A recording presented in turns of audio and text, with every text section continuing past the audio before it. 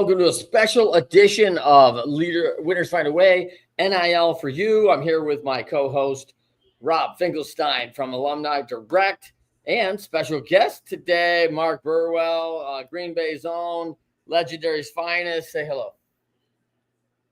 Welcome to the NFL Draft. Welcome to the NFL Draft. We are in Green Bay today, folks, and it is going to be a humdinger. We got a full day of all sorts of different activities. We got Stephen Davis joining us live today at 1 p.m. Eastern, 10 a.m. Pacific. That's going to be super excited. I guess that's Stephen Davis Jr. Is that right, Rob? Absolutely. Yep, you got to put the junior part in there. Great guy. Let me get that junior in.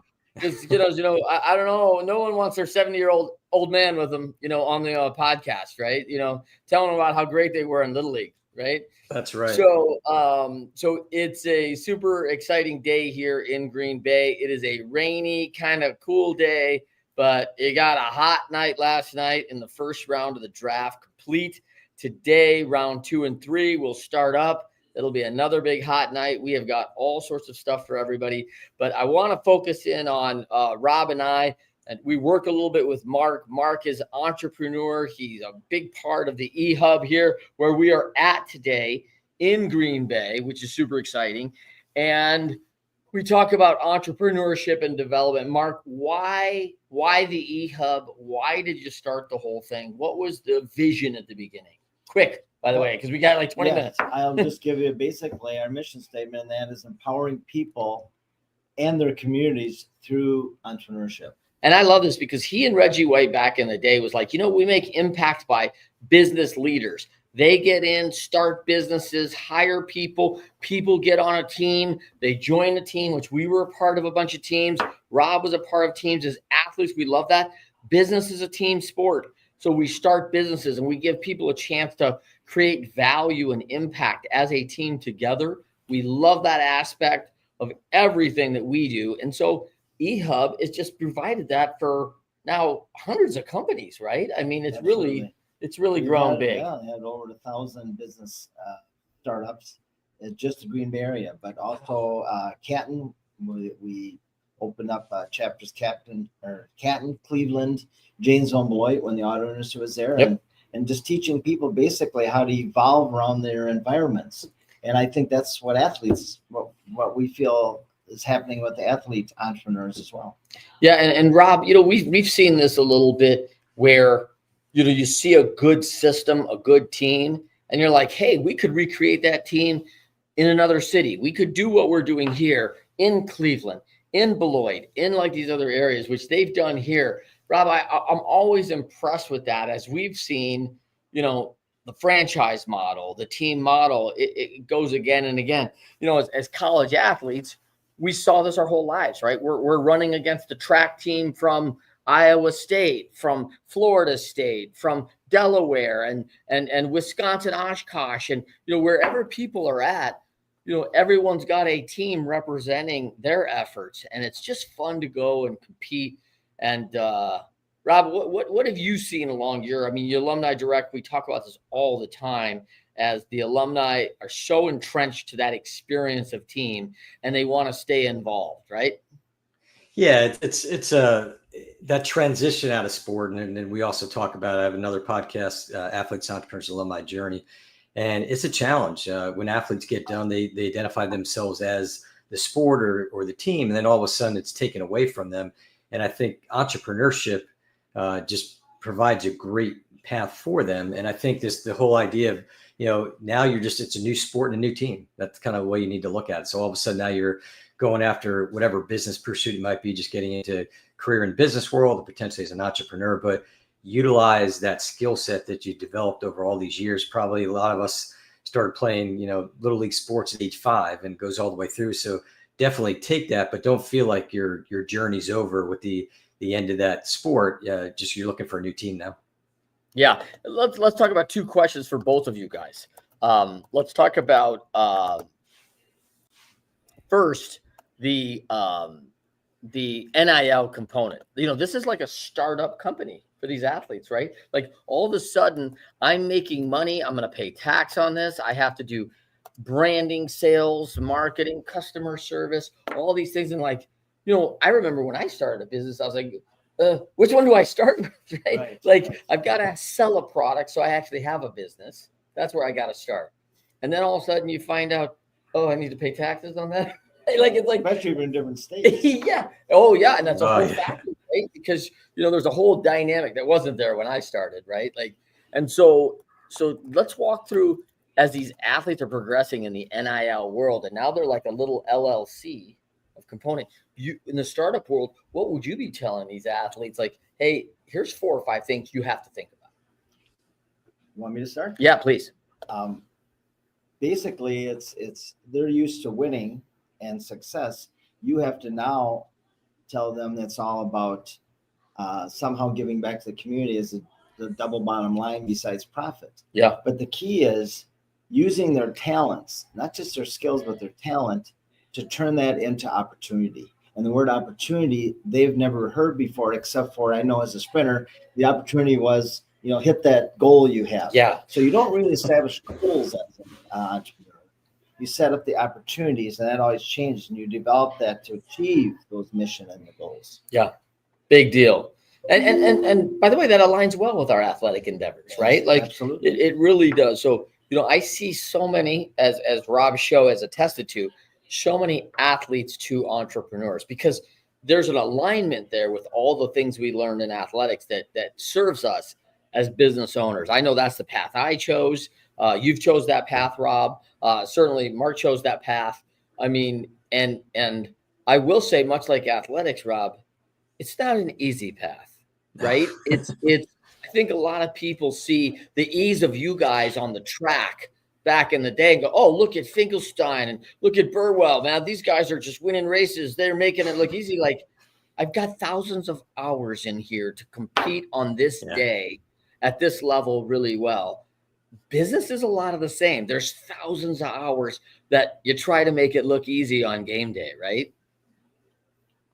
Yeah, no doubt. I mean, it's there's a lot of practice, preparation, hard work, and those are all tools and the resilience that you need to go on to that next step into entrepreneurial world. I mean, it's a roller coaster. We've all dealt with it, and just the ups and downs of what you do. But I think if you take those things that you've learned over the years and put them into play as a former athlete, you'll see that it might not be easy, but like hopefully the result is. And to your point, Trent, like when you're running around the track or you hit that home run, those are the things that you want to focus on. So those wins are what we're looking for.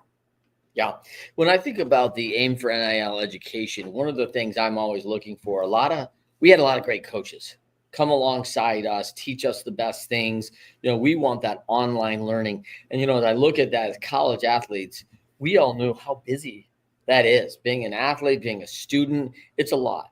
And I think if people are going to go out there and try to create a business once they're there, it's pushing a big stone uphill. It's already a lot of work. Something's going to suffer, potentially your performance, potentially your grades, likely your relationships. Like it's, how do I keep all the balls in the air? And one of the things that for us at Aim for NIL, we want to get student athletes educated when they're in high school. And we're going to talk a little bit later with Jed Collins about the financial aspect of like, how do I get prepared financially? Because that's a big part of new business that most athletes, actually anybody in business, really don't always get the financial part. Have you seen that, Mark, where they come in and it's the one area where they get the least experience? Exactly, and they're afraid of.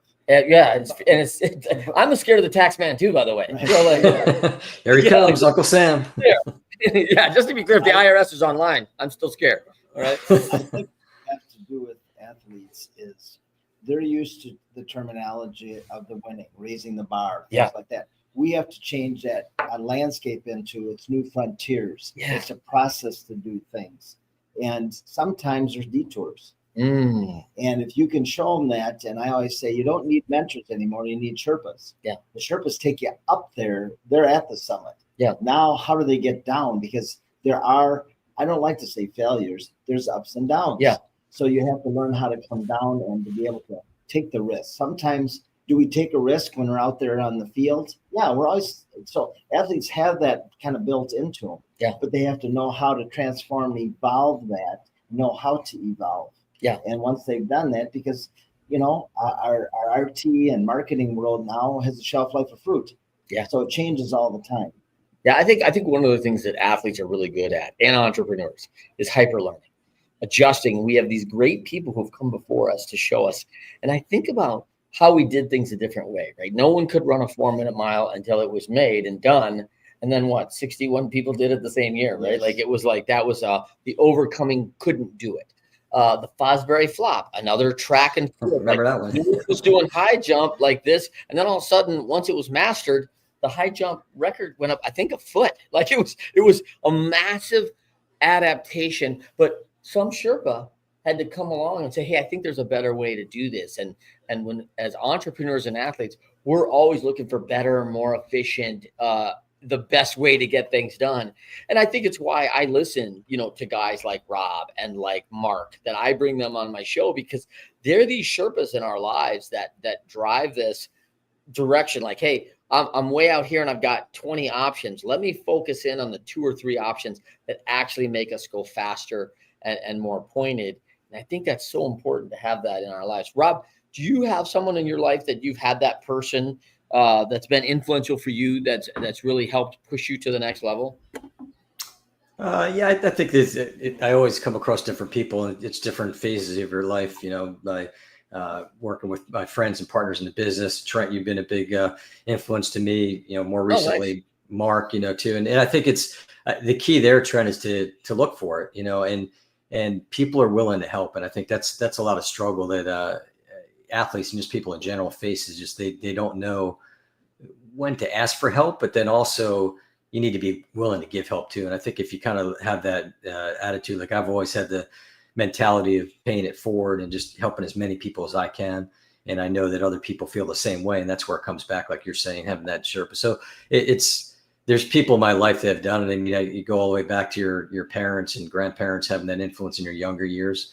And then as you get out in the work world, there's been different managers and, VPs and stuff that have influenced me. And ultimately today, just, I continue to want to learn and listen to many people. And just, I think you always need to be open. It doesn't just stop at a certain point. I think you're always learning and then always willing to give back. Love it. Let's talk back to Mark Burwell here, superior entrepreneur here in Green Bay. I like to call him the mayor here of Green Bay, because we seem to know everybody. Everywhere I go, I gotta, hey, Mark, hey. So we meet a lot of people. What's up, Mark? Hey, yeah. Yeah. So we're shaking babies and kissing hands a lot here in Green Bay for the draft. Hey, did they pull him up on stage last night to announce any picks? No, they didn't let him in. Like they were like the cut. Like I don't want to talk about that right now. I did get to hang out a little bit with Robbie or Dave Robinson, Hall of Famer. Yeah, he's been around a lot of. Some of the Lombardi legends are kind of dying off, and Robbie's still there. I knew him, and he actually stepped in when Reggie passed away to come to one of our recognition events to give the keynote and stuff. So, if you have not looked into the Lombardi legends, it's a really neat deal, right? And there's a bunch of Hall of Fame jackets running around the Lombardi legends, right? And so it's a really unique deal. In Green Bay, what's nice is like there's nowhere you can walk in without a Lombardi book on a shelf, which is really interesting about the winning ways and how to be number one. And man, I think he was a pioneer in really shaping a lot of team effort. So as we sit here in the draft, right, like let's pivot from that talk about our trusted advisors and who we lean on. You've got draft members now, and it's a big day. Like it's a life-changing event for about 300-400 athletes today as they enter the NFL draft. And there's a bunch of athletes that are going to sign free agent contracts. The draft is not the end by any means, but the NFL draft is marked in this now massive celebration. And one of the things we noticed about the NFL draft was how many people, passionate people, are here from their hometown team in Green Bay in April. So we got the number one draft choice, baby. I can tell you, their Tennessee Titans were out in full force last night. And Cleveland Browns. Yeah, like they like the dog pound is represented. Woo, woo. And so that was super great. And every team is represented, so it's a bunch of fun to see passionate fans all come. But for these players, Mark, life's about to change. And there's a whole things that, like in business, we get some success and life changes. What do you think is one or two key components for these athletes as they transition from a collegiate environment, being a number one superstar, to being one of many superstars? Stress. Yeah. The reason I say that is now it's about money. Yeah. But and what do I do in my identity to keep that? But it kind of reminds me of when they're running down the hallway and they got the new cap on, and you can tell all the energy in them. They're energized, their bunnies. It kind of reminds me of what would you do if you had gazelles and you put a fence around them? Yeah. They would die, right? Yeah. These athletes have to have that openness. Yeah. And what do you do if you put turtles on a treadmill? They would die, right? Yeah. So you have to look at that and say, let me flip the question to you and Rob.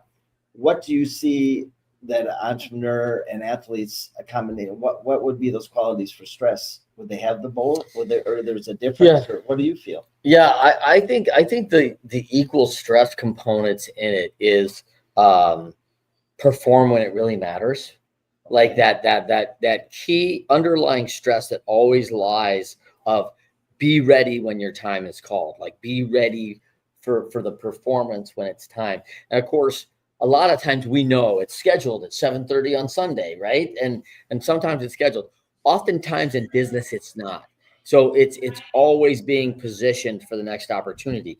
In baseball, good sport with a lot of opportunity and reps, that's a little bit better example because you play so many and there's so many minor league teams. Positioning for that next opportunity is a really big deal. Rob, what have you seen? Yeah, I think that the one thing you talk about too with the stress level, I think is just you need to also be able to take a step back. And I mean, there's a lot of things you can do to, people talk about just, imaging things. I think, Mark, you've talked about this too, like preparing for a race and just kind of imaging that finish and all that. So I think as the stress comes up, just utilizing, kind of taking a step back and knowing that you got this and that you've, practiced and, for many years. And now's the time. And even this whole entrepreneurial journey, same thing. I mean, there's a lot of struggles you might have, but just kind of sometimes take a breath there and just, look at the big picture and know that there's, you're going to have success and maybe tap into some of your past success to, promote your forward success. Yeah, I think perspective is a really big deal. And I think it's sometimes get lost, right? I've heard a lot of NFLers talk about Monday Night Football. Like it's the only game, all eyes sweep in on that game. And having been in 3 World Series, right? I remember sitting in a dugout one year in Cleveland, like 1997. And I was like, the stress is palpable. The tension is so high. It's crazy. Everyone's out. And, you look in the stands and people are praying. And I'm like thinking somewhere across in some continent, some guys like throwing a rock to kill a goat and get dinner and they're super skilled and they're stressed. Like I got to put food on the table for my family. And I'm like, no one's paying them $50 million to do this. Right. But yet there's no 100 million audience. There's no anything, but it's equally as important. It's just a different level of stress. And a lot of it's stress. Like I signed on for this because I wanted it. Right. And I'm super excited about it. Yet at the same time, I might need a diaper because it's so scary. It's crazy, right? But is that so much different than life when, I've got to put food for my family. I got to pay the mortgage. I got to make payroll for my company. We got to get this deal to keep the lights on. I mean, all those stresses, I think there's an off ramp to that. Oh, good. And sometimes you don't identify it when you're looking at the draft, but I think they're trying to do that. And I know, and I'll relate back to Reggie, he kind of deferred the draft because he felt it was all about money. Yeah. And there is an off ramp now because the players, with all the stress built up about what do I do, the limelight's on me, and that is giving back. Yeah. And Reggie and Sarah and some of the stuff we do in the program, it's all about giving back too. That bottom line is not just about profit. It's not just about money. So the NFL has tried to be a role model in that sense. So you can see that a lot of the different venues that have been and podcasts and videos are, what are we doing to feed the poor? So we have the Supper Club in Wisconsin, all these venues. But if you really look at it, some athletes don't know how to do that. They don't know how to take the pressure off them and give back. So if you can do that and diffuse that, then and the ones that have been successful have found a little bit. In some ways, they don't necessarily have to build a big foundation or have an agent. They just do it. Yeah. They just do it in everyday life, and they're automatic. And that's why you see the Gale Sayers Award, and you see all these different, and why the NFL now is given the Man of the Year type thing. Yeah. A lot of people don't know what the Man of the Year is. That is that giving back. Yeah. That really came from Reggie's whole philosophy of athletes need to also give back. Entrepreneurs need to give back. Yeah. We have some great Reggie White memorabilia here. It's pretty awesome right here. I'm like staring down, like, oh, I'm staring down Reggie right here. It's like, this might be the There you original go. bobblehead before it was a bobblehead, right? So we're going to wrap this. We got to wrap this show right now. We'll be back on at 1 p.m. Eastern with Stephen Davis Jr.